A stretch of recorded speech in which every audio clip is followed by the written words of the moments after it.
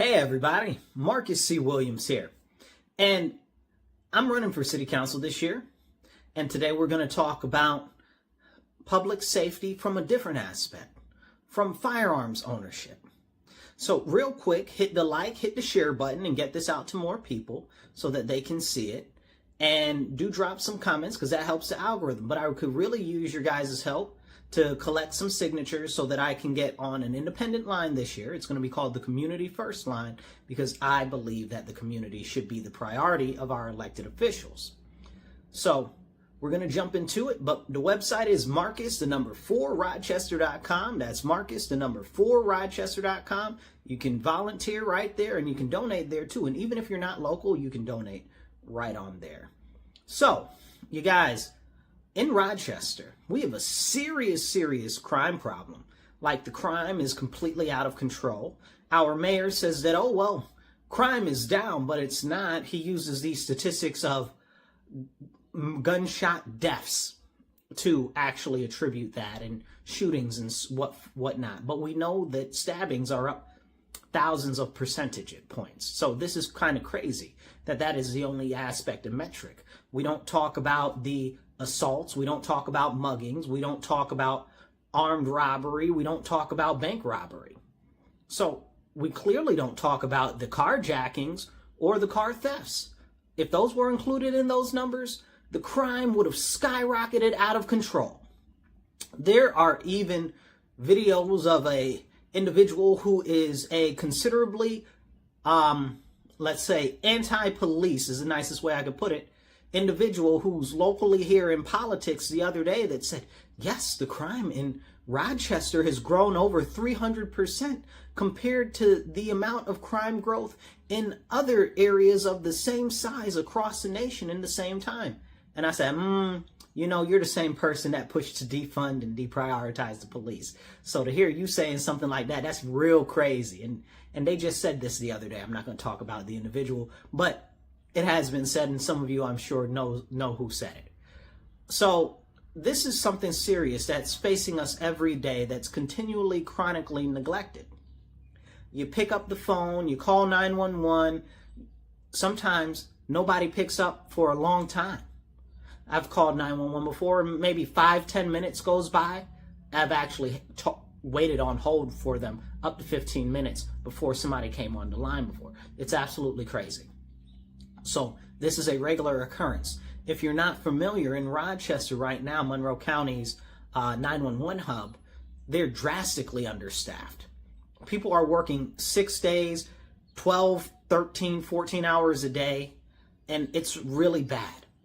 You can imagine how stressed out you'd have to be if you're working that type of a job at an emergency center and people are just constantly calling with emergencies all day long, and you got to work 12 plus hours a day, 6 days mandatory. Like, that's crazy. So if you can, definitely apply for the 911 Emergency Services Center because they need help bad.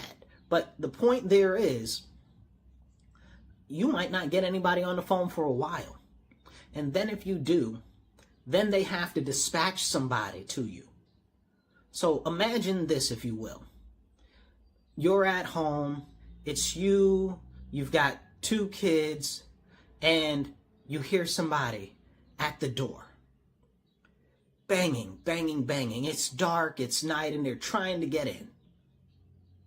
And you're like, oh my goodness, what's going on? This is not cool. Let me call the police. And you're trying to get through, But before you can get somebody on the line and to get the police dispatch, they're already in the house. Now, at this point, all you can do is try to either get out of the house and protect the children or fight. Now, we know that we've seen a number of different sad instances where people have tried to get away from criminals that have broken in, or criminals inside their businesses where they are unarmed and the criminal is armed, normally with not just a gun that's illegal in New York State, but also a gun that you couldn't even get in New York State if you tried legally. And this is a serious issue. So what are you, to use a stick? Use a knife? What is the old adage? You brought a knife to a gunfight? You know, this is the very serious nature of the area that we live in. And illegal firearms are more prevalent, especially in high-impact communities and underserved communities, than legal firearms are, than law-abiding citizens who own firearms are. And we deserve to be able to protect ourselves. Because the fact is, if you were a parent and you did have 2 children and somebody was trying to break into your house, the police probably wouldn't get there on time. And that's if 911 answered immediately and if the police got dispatched immediately. Could you imagine if somebody was trying to do armed robbery on you in the middle of the street? You wouldn't even have time to call the police. So this is a serious aspect of public safety that we don't talk about, that should be talked about. Firearm ownership. I believe very firmly in the Second Amendment, and I believe that people should, in general, be peaceful. But I do know for a fact that if there is a criminal or a bad person or somebody who is truly villainous, that their intent is not good at all. And they will do things to you that are completely outside of the confines of legality. Because, as many people like to say, criminals don't care about laws. Well, with that being said, that shows you that criminals don't care about firearms laws. They're not out here running around with registered firearms that are registered to them in their name and to their address. So why are the laws in our city and our state so repressive and harmful to individuals who just want to protect themselves, their family, and their property? I don't think that that's okay. And I know there are a lot of people out there that say, oh, well, nobody should own a gun. I don't agree with that statement, but let's be real. We don't live in that type of a country, and we don't live in that type of a world. There are really bad and truly villainous people out there that have no good intent for you or for anybody else but themselves. And some of them have complete disregard for themselves as well. We've got a number of really, truly psychopaths running amok in our streets right now. You can see some of them just driving up on the curb and trying to run over small children with vehicles. What type of humans do stuff like that? More or less those who are beating up old ladies at bus stops to take the pocket change out of their purse. A couple of years ago, we had a sad instance where there was a young man, and he was like, what do you call him, mentally disabled or whatever the case is. Like, he was all right, and he could do stuff, right? But he wasn't, I don't know, not the most able-minded individual, right? I'm trying to phrase it nicely, right? So he went to the corner store, and they robbed him outside the corner store for I think his mom gave him something like less than $20. I can't remember what it was exactly. But they shot him and they killed him. So that just shows you that there are truly villainous people. Truly villainous, bad people. And they don't care about anybody but themselves. And this is why I believe that the laws that we have right now in our city need to be modified so that you as a citizen, as a business owner, or as somebody who has a family can defend yourself, your family, and your business. This is serious. We know that we're all we have as individuals, and that very often help will not arrive in time, so we must help ourselves. In order to help ourselves, we need to be empowered by the law to help ourselves. I believe that our city should have a stand your ground law where you can defend yourself on your property without fear of repercussions from authority.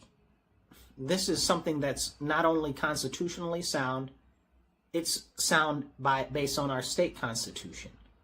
But we've got a number of laws and legal things that try to make it as though you are not able to do that.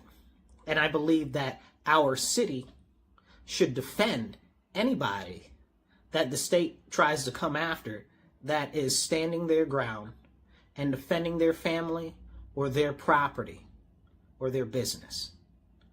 I also firmly believe that we should institute legislation that repeals the horrible law that we already have on the books that says that you can't have a firing range within the city limits.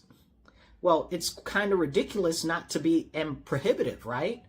Like, it's ridiculous that you as a citizen, where you live, knowing that the state has put in onerous, ridiculous laws that make it more difficult for you to own a firearm legally, while criminals and villains are running around and running crazy with all types of firearms, some of which you'd only see in a video game or in a military battle sequence with something like the Green Berets, you know? Like, this is like really serious types of weapons that they have out there. So why do we have laws that say that you need training to get a firearm? The criminals don't have training, but if you need training and you live in the city, there isn't even a shooting range in the city limits for you to go to. Now, we know that the highest impact neighborhoods and the most underserved communities have the most amount of violence and robberies. Can we have that conversation for a moment?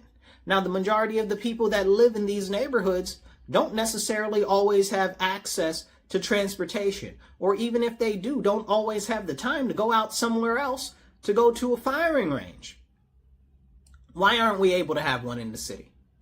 And that, I believe, is something that we need to make a priority as far as legislation, so people applying for their pistol permits actually are able to train within our city limits. It's honestly, there's a whole case that could be made that it's unconstitutional that we have that ordinance in the city, but I just want to change it. Simple as that. It's that simple. We should change that law. Easy. And we should also institute a stand your ground law in our city. In addition to that, we have another issue.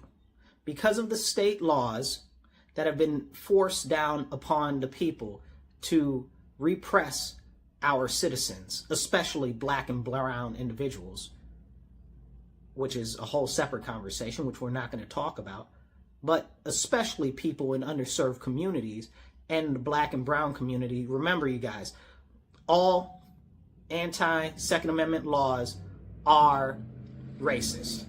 If you go back and you look at the history of anti-gun ownership laws, they were put in place because they didn't want black people to own firearms. As a matter of fact, there was a court case last year where California was trying to put in these new regulations on restricting firearm ownership, and the cases that they brought with them to support their claim were cases that they had put in place after slavery to prevent the black Americans from being able to own firearms. And the judge in California saw that these were the arguments that they were making, and they were like, are you serious? Like, this is your argument? So that just goes to show you that the background behind all anti-firearm ownership legislation is racism and disenfranchisement of the American citizen and our Second Amendment rights. I believe very firmly in firearm safety. Okay. I believe very firmly that people should be able to train. And that is something that we need to make sure can be done here locally in our area where we live. It doesn't make any sense that you're not able to do that. With that being said, I would also propose legislation for it to be attached to the budget that anybody in the city limits that is able to get their pistol permit after they go through the completion of their pistol permit, will be reimbursed all costs and fees for said pistol permit. That's very important to me. The Second Amendment is your right that is protected by the Constitution. It is a God-given right. The Bill of Rights, as many people know, is the core of our Constitution. But the Bill of Rights there isn't to give you rights. It's there to protect your God-given rights, your natural rights as a natural-born citizen. So these are very important rights. So why are we paying for our rights? I'm not really going to go into state politics on that issue, but the fact of the matter is you shouldn't have to pay for something that is in our Bill of Rights. It's literally number 2. And it says right with it, shall not be infringed. And we know now more than ever with the delay times for police response, where many times you'll see, even in my community, I live in Genesee section, you'll see they'll have like 10 to 15 high priority calls holding. I remember one time last summer, and Lake section had like 37 high priorities holding. I don't even know how you get that high. Like, that's a crazy amount of crime. You know, that's very, very serious. So we as citizens, as business owners, as people who want to protect their own life, their own liberty, and their family, we should be able to defend ourselves. But more so than that, our local government should remove all bars to us being able to not just express our Second Amendment rights, but also the limitation and roadblocks that have been put in the way to us actually using our rights should be removed as much as possible by our local government. You might ask yourself, well, why haven't they done that before? Well, it's clear they won't even push to lock up criminals. Why would they do that? You understand? There's a complete disconnect between the majority of citizens and our local government. It's clear that you don't matter to city council, but you matter to me. And that's why I'm running for city council. So I encourage you, go to my website, volunteer, donate, do whatever you can. It's Marcus4Rochester.com. That's Marcus4Rochester.com. And we can really make a real difference in our community, because I believe in you, and I believe that you should be prioritized. I know there are many people out there that are like, well, I don't think anybody should own a firearm. Well, good. You don't own a firearm then. Don't own a firearm. That's fine. You don't. But stop trying to stop other people from owning a firearm. I don't do drugs. Am I supposed to tell people, oh, you should stop smoking marijuana? Like, what type of a reasoning is that? If that's what we're doing, right?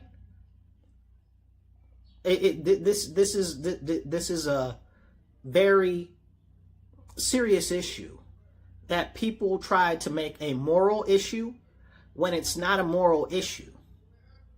It's a right to self-determination, to self-defense, and to be able to adequately defend yourself from the evil that exists in our actual area, and not just the area, in the world.